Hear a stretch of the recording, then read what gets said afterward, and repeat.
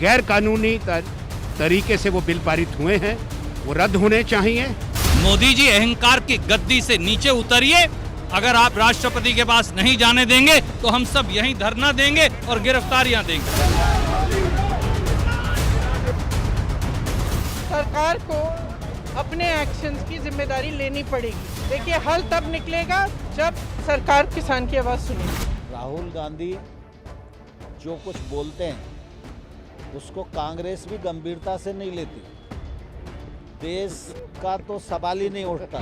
भारतीय राजनीति के चिर युवा, चिर व्याकुल, चिर व्यथित, चिर कुपित।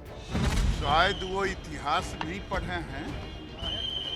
भारत के इतिहास में काले अक्षर में 1974 का इमरजेंसी है, राहुल गांधी को पढ़ लेना।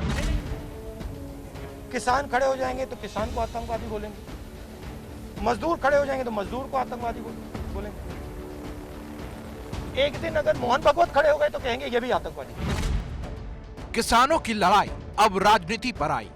एक तरफ हैं देश के प्रधानमंत्री नरेंद्र मोदी के 9 करोड़ किसान, तो दूसरी तरफ है कांग्रेस के चेहरे राहुल गांधी के 2 करोड़ किसान।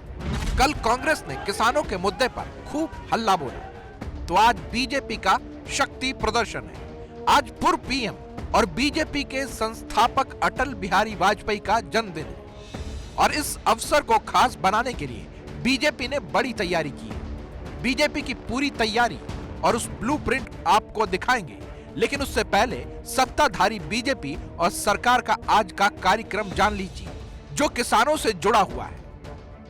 सुशासन दिवस पर आज 9 करोड़ किसानों के लिए पीएम मोदी प्रधानमंत्री किसान सम्मान निधि की अगली किस्त जारी करेंगे। दोपहर 12 बजे 6 राज्यों के किसानों के साथ पीएम मोदी संवाद करेंगे। प्रधानमंत्री 9 करोड़ से अधिक लाभार्थी किसान परिवारों को 18,000 करोड़ रुपए से अधिक की राशि ट्रांसफर करेंगे। पीएम किसान योजना के तहत लाभार्थी किसानों को 6,000 रुपए प्रति वर्ष का वित्तीय लाभ प्रदान किया जाता है, जो कि 2,000 रुपए की समान किश्तों में मिलता है। वैसे तो प्रधानमंत्री किसान सम्मान निधि योजना का शुभारंभ दिसंबर 2018 में ही हो गया था, लेकिन इस बार किसानों के आंदोलन के बीच आयोजन बड़ा करके किसानों का दिल जीतने की कोशिश हो रही है। इस बिग इवेंट से एक दिन पहले कांग्रेस ने भी किसानों के साथ खड़े होने की पूरी कोशिश की। राहुल गांधी ने जहां 2 करोड़ किसानों के हस्ताक्षर का पत्र राष्ट्रपति को सौंपा, तो वहीं बहन प्रियंका गांधी ने गिरफ्तारी भी दी। किसान में बहुत विवेक है, बहुत समझदार है, सब समझता है उसके पक्ष में कौन है, उसके खिलाफ कौन है, उसको दबाने की कौन कोशिश कर रहा है। उसे भड़काने बरगलाने की कोई जरूरत नहीं है। बीजेपी नरेंद्र मोदी जी का एक ही लक्ष्य है और वो किसान समझ गया है, मजदूर समझ गया है।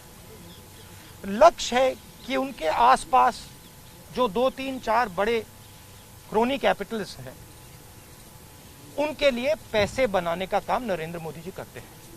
किसान खड़े हो जाएंगे तो किसान को आतंकवादी बोलेंगे, मजदूर खड़े हो जाएंगे तो मजदूर को आतंकवादी बोलेंगे। एक दिन अगर मोहन भागवत खड़े हो गए तो कहेंगे ये भी आतंकवादी। प्रियंका राहुल के ऐसे तीखे तेवरों के बाद न सिर्फ संगठन बल्कि बड़े बड़े मंत्री पलटवार के लिए मैदान पर उतरे और जमकर बरसे। राहुल गांधी जो कुछ बोलते हैं उसको कांग्रेस भी गंभीरता से नहीं लेती। देश का तो सवाल ही नहीं उठता है। वो जब राष्ट्रपति महोदय के पास विरोध व्यक्त करने के लिए गए तो मुझे ये सब किसान खड़े हुए हैं, मैंने इनसे पूछा तो उन्होंने कहा कोई दस्तखत कराने नहीं आया कांग्रेस का आदमी और किसी किसान ने दस्तखत नहीं किए। मैं कांग्रेस को, राहुल गांधी को खुले डिबेट की चुनौती देता हूं कि चलो आइए चर्चा करते। मैं सिद्ध करूंगा कि कांग्रेस ने किसान का हित को हमेशा कैसे अनदेखी किया। भारतीय राजनीति के चिर युवा, चिर व्याकुल, चिर व्यथित, चिर कुपित राहुल गांधी जी ने अपने स्वभाव और प्रवृत्ति के अनुरूप